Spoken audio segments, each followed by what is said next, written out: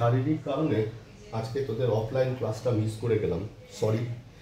তোদের কাছ থেকে প্রথমেই মাপ চেয়ে নিলাম, কিন্তু রিকভার তো করতেই হবে। 1.15 পেজের প্রবলেম 2 খুব ভালো একটা অঙ্ক। আমি একটা কাজ করি, এই অঙ্কটা না একেবারে পুরো না পড়ে স্টেপ বাই স্টেপ পড়তে পড়তে যাই, আমার মনে হয় তোদের সেক্ষেত্রে বুঝতে সুবিধে হবে। এখানে আমরা যেটা দেখতে পাচ্ছি যে দুটো কোম্পানি, একটা কাস্টার লিমিটেড, একটা টিকা লিমিটেড। তো যেটা হয়েছে সেটা হচ্ছে কি, যে কাস্টার লিমিটেড কি করেছে, ইনভেস্টমেন্ট ইন শেয়ারস ইন টিকা লিমিটেড বলেছে 8 লাখ টাকা, মানে 8 লাখ টাকা ইনভেস্টমেন্ট করেছে। কোথায়? Custard limited. আর নিচের দিকে তাকিয়ে দেয়, custard limited acquired 80% shares of টিকা লিমিটেড অন 1/4/2019। তারপরে 3 মাস প্রি অ্যাকুইজিশন আর 9 মাস হচ্ছে পোস্ট অ্যাকুইজিশন। তাহলে প্রথম লিখবো ওয়ার্কিংস, লিখে লিখবো স্টেপ 1। কি লিখবো?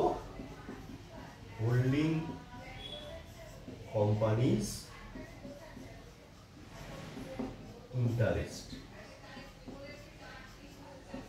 কত? হোল্ডিং কোম্পানির ইন্টারেস্ট হচ্ছে 80/100, মানে 4/5। ঠিক আছে, তাহলে মাইনরিটি ইন্টারেস্ট কি হবে? মাইনরিটি ইন্টারেস্ট হবে 1 - 4/5, মানে হচ্ছে 1/5। হলো? এই অবধি বুঝতে পেরেছিস? এবারে ওই যে বললাম সি নাম্বার পয়েন্টে দেখ, মানে আমি স্টেপ বাই স্টেপ আসছি। টিকা লিমিটেড মানে সাবসিডিয়ারি কোম্পানি, ও একটা 16% ডিভিডেন্ড দিয়েছে 2018 সালে। 2018 সাল মানে কি? ও তো টেক ওভার করেছে 1/4/2019, তার মানে একটা প্রি অ্যাকুইজিশন ডিভিডেন্ড।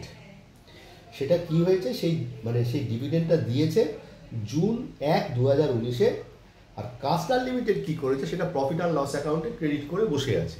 তাহলে আমরা যখন গ্রুপ পিএল করবো তখন সেখানে দেখবো, তার আগে এই যে সাবসিডিয়ারি কোম্পানি ডিভিডেন্ডটা দিয়েছে, এর ফলে ওর প্রফিটটা কমে গেছে।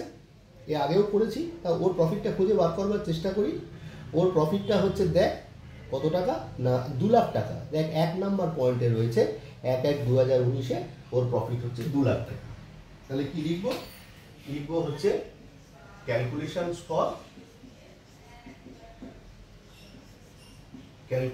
For increase / decrease in profit / loss। কি করব? লিখব profit as on 1/1/2019।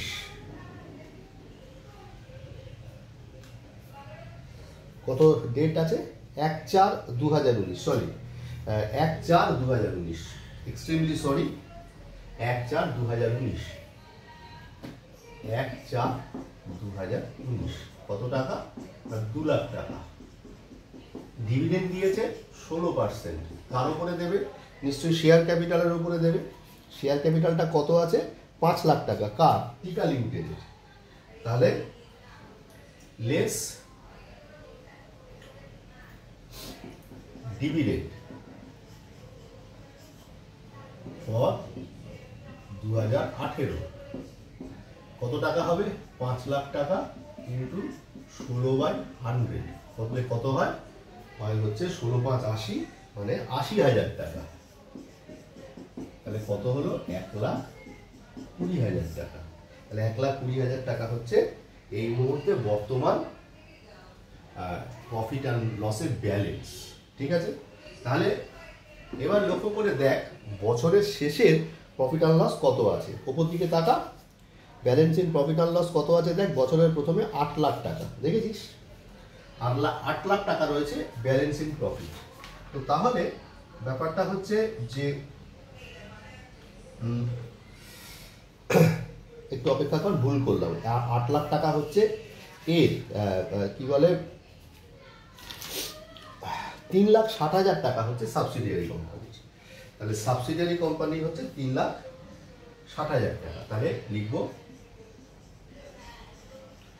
Increase in profit 3,60,000 টাকা মাইনাস 1,20,000 টাকা। তাহলে 3,60,000 মাইনাস 1,20,000 করলে কত হয়? 2,40,000 টাকা। তাহলে 2,40,000 টাকা হচ্ছে ইনক্রিজিং প্রফিট। হলো?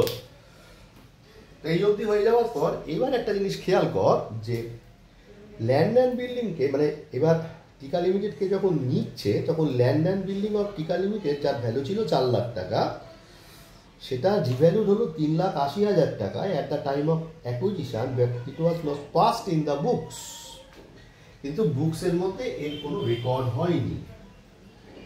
সেই আমরা এর আগে অঙ্ক করেছিলাম, ডেপ্রিসিয়েশনের রেট বার করা, তারপরে অরিজিনাল ভ্যালু বার করা, তারপরে ওভারচার্জ অথবা আন্ডার চার্জেস অফ ডেপ্রিসিয়েশনকে ব্যাপারটা ভাবা। তো তাহলে আমরা এবার সেটা করবার চেষ্টা করি। সেটা হচ্ছে কি যে আমার 1/1/2019-এ আমার ভ্যালু কত ছিল? 4 লাখ। সেটাই বছরের শেষে কত গিয়ে দাঁড়িয়েছে? 3,60,000। দেখ ব্যালেন্স শিটে লেখা রয়েছে। তাহলে প্রথম লিখব যে rate of depreciation of land and building 4 lakh minus 3,60,000 divided by 4 lakh into 100। তাহলে কত হলো? 40,000 বাই 4 লাখ ইন্টু 100 মানে 10%। 10% হচ্ছে আমার ডেপ্রিসিয়েশন। হলো? এবার দেখবো, লিখবো যে calculations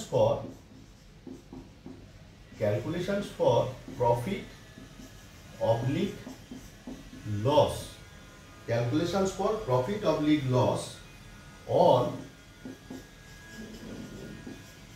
revaluation of land and building। তাহলে বিল্ডিং এর ভ্যালুয়েশন বছরের প্রথমে কত ছিল? না 4 লাখ। তাহলে লিখলাম বুক ভ্যালু as on 1/1/2019 কত টাকা? না 4 লাখ টাকা। টেক ওভার করেছে কবে? 1/4, তার মানে 3 মাসের ডেপ্রিসিয়েশন লেস ডেপ্রিসিয়েশন। হলো? ডেপ্রিসিয়েশন তাহলে হচ্ছে 3 মাস 4 লাখ ইন্টু 10/100 ইন্টু 3/12 করলে কত হলো? 4 লাখে 10% হচ্ছে 40,000, মানে 1/4 10,000। 3,90,000 টাকা হচ্ছে value at the time of taken over. ঠিক আছে? তাহলে লিখলাম WBV অ্যাজ অন 1/4/2019 কত দামে রিভ্যালুড হয়েছে? 3,80,000 টাকায়। তার মানে মার্কেট ভ্যালু কম যাচ্ছে, লস। রিভ্যালুড ফিগার কত আছে? 3,80,000 টাকা। তার মানে কত হচ্ছে? 10,000 টাকা। 10,000 টাকা হচ্ছে আমার loss on revaluation. Loss on revaluation. হলো? এবারে আমি কি বলেছিলাম? তার মানে রিভ্যালুড ফিগার 3,80,000 কিন্তু অরিজিনাল ফিগার তো 3,90,000। তাহলে সেক্ষেত্রে অরিজিনালি ডেপ্রিসিয়েশনটা চার্জ করা হয়েছিল 3,90,000 এর উপর। তার মানে over charges of depreciation, over charges of depreciation কি হবে? 10,000 ইন্টু 10/100 কিন্তু 9/12, কেন 1/4 পর থেকে।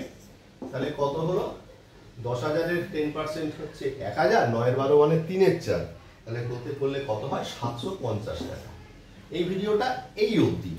আবার পরের ভিডিওতে আমরা পরবর্তী স্টেপগুলোকে নিয়ে ফিরে আসবো। আশা করি বোঝাতে সক্ষম হয়েছি।